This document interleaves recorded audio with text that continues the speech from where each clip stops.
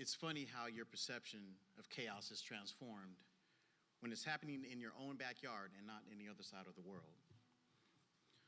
On March 1991, the videotape beating of Rodney King was exposed. 13 days later, 15-year-old Latasha Harlins was shot in the head and killed by a Korean convenience store owner over a bottle of orange juice. The merchant was convicted of voluntary manslaughter. Sentence, a $500 fine, probation, and community service.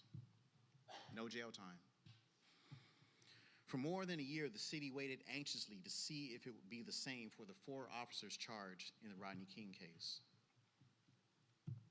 But the hood wasn't totally committed to anxiously waiting and heartbreaking loss. There was beauty in the soul of South Los Angeles. The Mert Park Village, where jazz and poetry could be heard every night of the week at the World Stage on Degnan or around the corner at 5th Street Dick's Coffee House. There was Kenneth Hahn Park, an oasis in the middle of an urban jungle with panoramic views of the whole city. These were places of refuge for me. I was 24 years old, prayerful, hoping for a miracle, just hoping for justice. I got news of the verdict while at the Fruit Theater at UCLA, where I was rehearsing for a play. The show must go on, our director said to the cast and crew, as we sadly made our way through grueling tech rehearsal. When we were finally done, I got into my pickup truck and headed to the 405 South on-ramp at Wilshire. Nothing could prepare me for what happened next. I turned on the radio to 1580 K-Day, and the first thing I heard was, the Thrifties on Brody on La Brea is on fire. That was only a few blocks from home. I mean, that was the place where I walked to get my film developed. And just 2 weeks ago, I bought a disposable camera at that Thrifties to shoot pictures of Tupac at his first LA performance.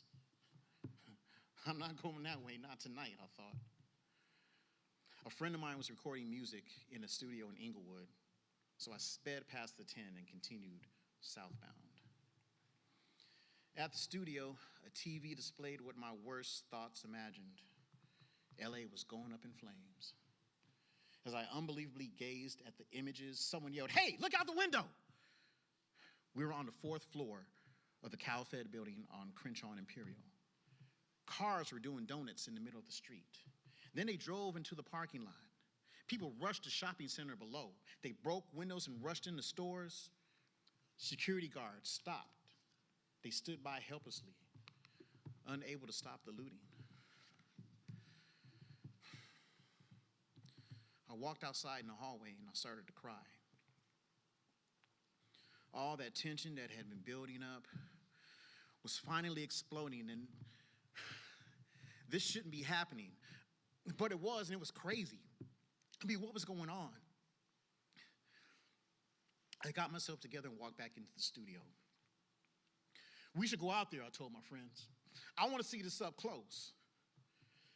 5 of us piled into someone's car and we headed north on Crenshaw. From Hyde Park Boulevard all the way to Rodeo Road, I could feel the heat through the car windows as buildings burned. In particular, the Lincoln Mercury dealer, where my dad bought his 1973 Lincoln Continental. And on the next block, the Ford dealership, where he bought my mother's cars over the years. An explosion shook our vehicle, so we headed away from the mayhem as fast as we could. The next day, camera and tape recorder in hand, I rode into the fray of ensuing chaos. I stopped at a swap meet on the corner of King and Marlton. It was a 2-story building that had been partially burned. Glass was everywhere. The floor in the foyer of the indoor market was slippery, yet people streamed out with armfuls of clothes, radios, toasters, TVs, anything that wasn't tied or nailed down.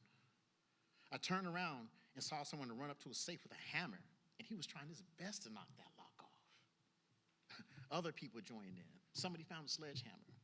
Someone else talked about getting a blowtorch. Others stood by and watched, just ready to grab anything that was in that safe once it opened. I turned around and looked down. A shoebox. I picked it up. 9.5. That's my size. I looked inside and there was a pair of boots, one forest green and one tan. I took off my tattered Timberlands, put them in the box, and then put on the mismatched pair. Fuck it, it's Riot Day.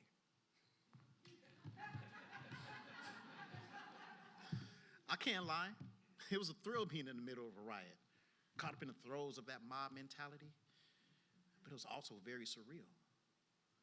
I walked east on King to Crenshaw. The street was wet with charred paper and wood. Smoke lingered heavily in the air, making it hard to breathe. The morning sun smoldered through the smoky haze. Remnants of buildings, scorched metal car frames were the results of the best efforts by our city firemen before rumors of snipers kept them away if they just didn't let them buildings burn. I saw a college schoolmate, the debutante type back in the day, in her robe and hair curlers, pushing a cart of diapers and formula. I was told that the veteran thieves parked U-Haul trucks the day before the verdict near every major convenience store, electronics store, liquor store, shoe store, grocery store. For months after the riots, I couldn't go in any house in the hood that didn't have a stockpile of goods stacked in the living room. Everybody was on a mission that day, as if they were trying to get something back, something that belonged to them, something that they lost, it seemed. I strode down Crenshaw in my mismatched boots, just taking it all in.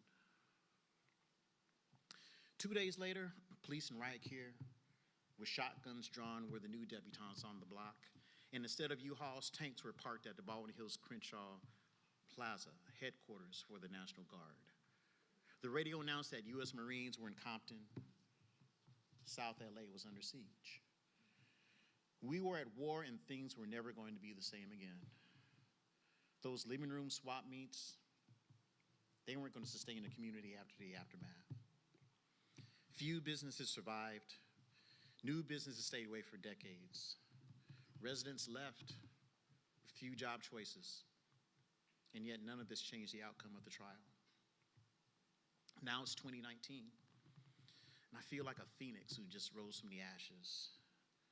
Part of me burned down too, along with the memories of old Crenshaw, Sunday night cruising, the gang truce, 5th Street Dicks.